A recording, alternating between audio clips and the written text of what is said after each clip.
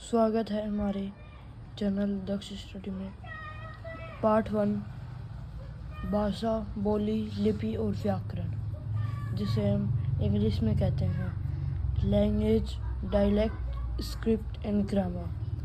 हमारे दैनिक जीवन में हमें अपने भावों तथा विचारों के आदान प्रदान की आवश्यकता होती है। हमारे दैनिक यानी हर दिन इस जीवन में ज़िंदगी चल रही है ना, तो हमारी विचारों के आदान प्रदान होगा, तभी तो हम आदान यानी देंगे, मतलब अपने विचार बताएंगे, और प्रदान यानी लेंगे तो सुनेंगे। इसका यहाँ पे ये मतलब है। विचारों की अभिव्यक्ति के कई माध्यम हो सकते हैं, जैसे मुख व्यक्ति संकेतों में अपनी बात कहना है।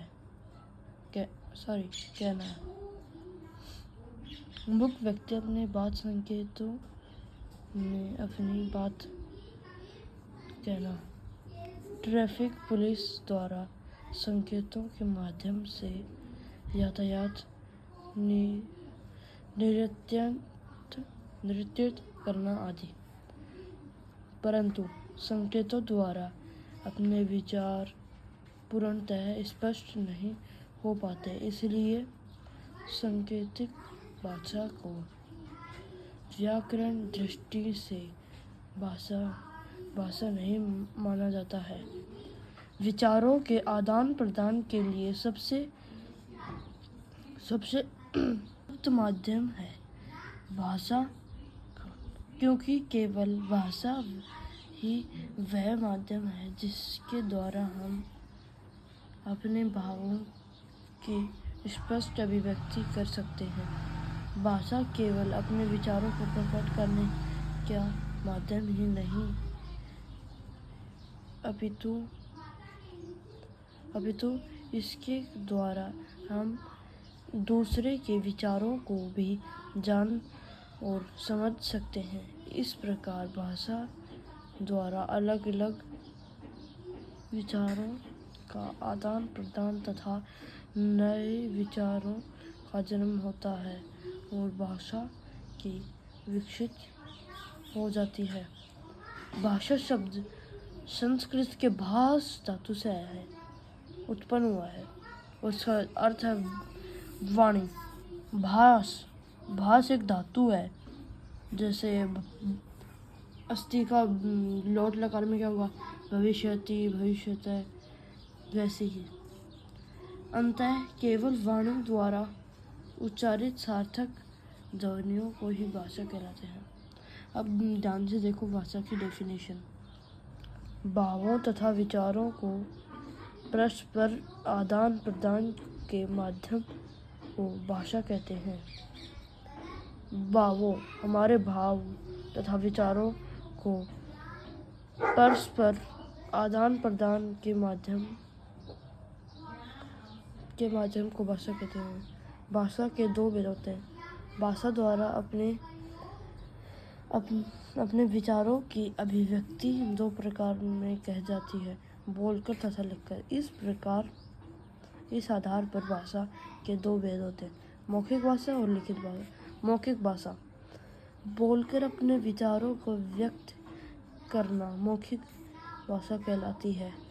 वार्तालाप, वाद विवाद मतलब बातचीत, कविता पाठ, भाषण, नाटक, फिल्म के संवाद तथा गीत आदि मौखिक भाषा के रूप हैं।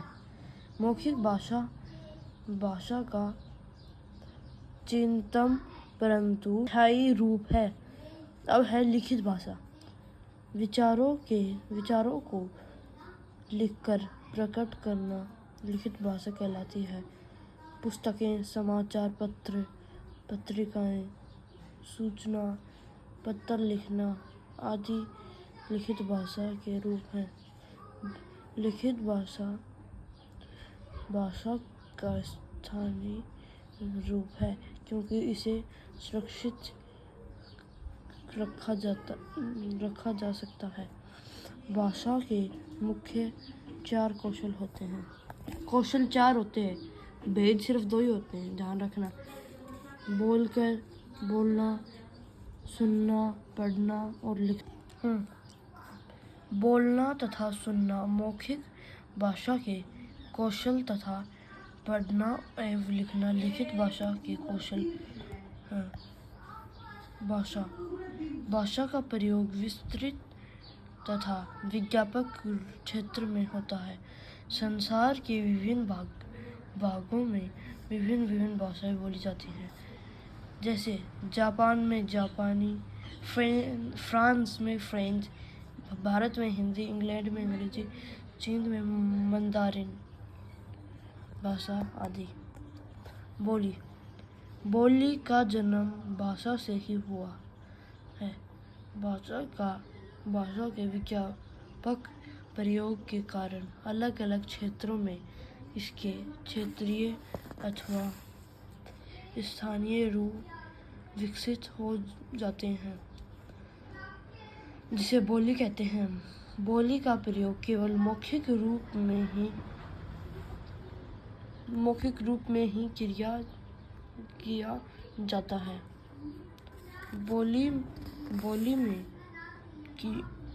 किसी प्रकार की साहित्य रचना नहीं होती, परंतु लोकगीत, कहावतें तथा लोक कथाएं और बोलियों से ही जन्म लेती है। प्राचीन समय में हिंदी भी एक बोली थी, जिसे खड़ी बोली कहा जाता था। हिंदी क्या थी? बोली थी, जिसे क्या कहता था? खड़ी बोली कहा जाता था। समय के साथ साथ विकसित होने के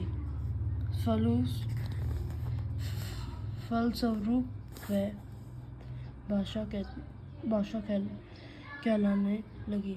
हिंदी भाषा की कई बोलियां हैं। Maggi, Marwari, Kannauji, Chhattisgarhi, Haryanvi, Rajasthani, Kumaoni, Garhwali, Bundelkhandi. Thank you. अगर आपको हमारी वीडियो अच्छी लगी हो तो लाइक और सब्सक्राइब करें और अगला पार्ट जल्दी भेज दूँगा। शुक्रिया। जय हिंद।